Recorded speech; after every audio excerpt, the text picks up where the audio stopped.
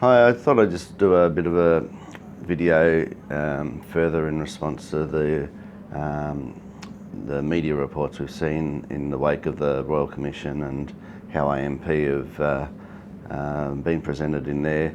And we've had a few phone calls and discussions with clients about their concerns about Diversified and how our relationship with AMP is, and also how their investments are also invested.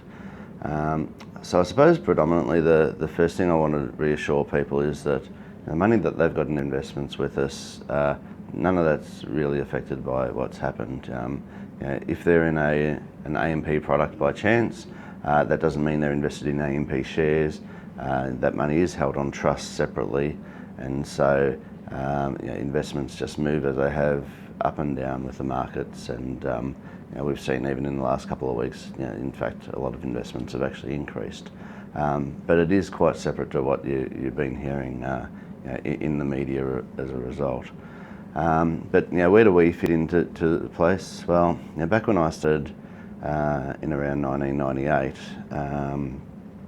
needed a company to be part of, and I set up my own business, which is now what is Diversified Financial Planners, but I set that up predominantly as what was an AMP practice at the time.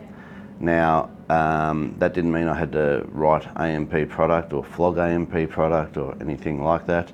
And in fact, if you have a look at our book of clients, what is actually in AMP is actually a fraction of what we write.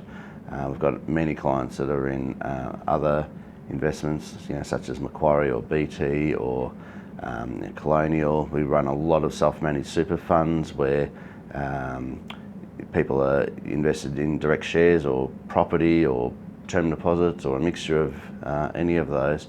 Again, none of that has anything to do with AMP. What we use AMP for really has been for the support to help build the business over the years. AMP also provide a lot of research just to make sure that out of all of the investments that are available around the country, there's some dodgy ones and some that may be a lot more risky than what they propose to be, and they sort of filter those out so that we don't go recommending investments to clients that are subpar or something that may be likely to lose money for people. So there's a nice filtering process there. We do use them for compliance, and we need to separate what's happened with the Royal Commission to what happens with us. We've got our own laws that we have to abide by, and we are regularly reviewed and audited by compliance managers. And at Diversified, we've always ranked really, really highly with our results, which is, I think, a great credit to the team that we've got here behind us. And we always make sure that we do things in the client's best interests, which is, I think, ultimately why we've got the success of the business that we have.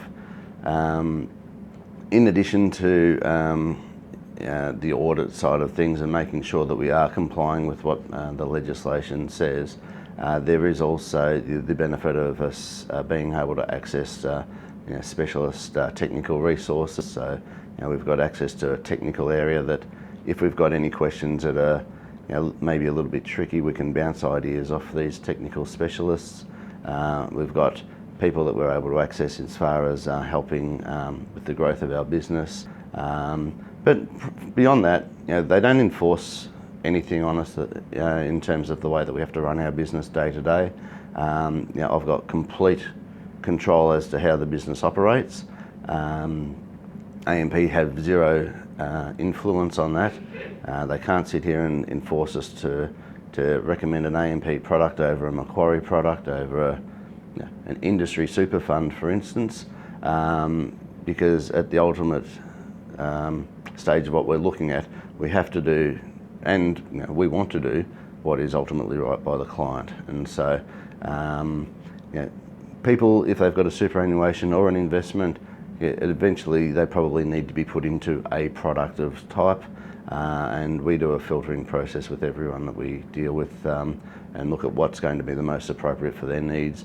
and their circumstances, and that might be taking into consideration a mixture of specific investments that people might want, the insurance that people may need as well. That's very important, and also we look at functionality as far as being able to move money from one investment to another investment without incurring fees or people being out of the market for a sustained period of time, and ultimately the other thing we're after is making sure that people aren't paying fees that are unnecessary. So just wanted to make the distinction that yes, we're accredited by AMP, but it doesn't mean we're ruled by AMP. We do run our own business. Our decisions that we make are our decisions. Maybe think of it a little bit like a franchise type business where people might adopt to a franchise to have something behind them, but at the end of the day, the way they actually run their business is done their own way. Look, there's going to be a lot more that come out of this over the near future, and we'll try our best to keep you up to date. And we appreciate all the great comments we've actually had and support from a lot of people, which I've really appreciated. And if you've got concerns, if you've got questions, please feel free to contact the office. We are going through a fairly busy period addressing everyone, but we're trying our best. And if you're sort of wondering maybe why we're not proactive and being on the phone immediately right now, it is probably because we're being a little bit reactive. So please feel free to contact the office and we'll just get back to you as soon as we can. Okay, thank you.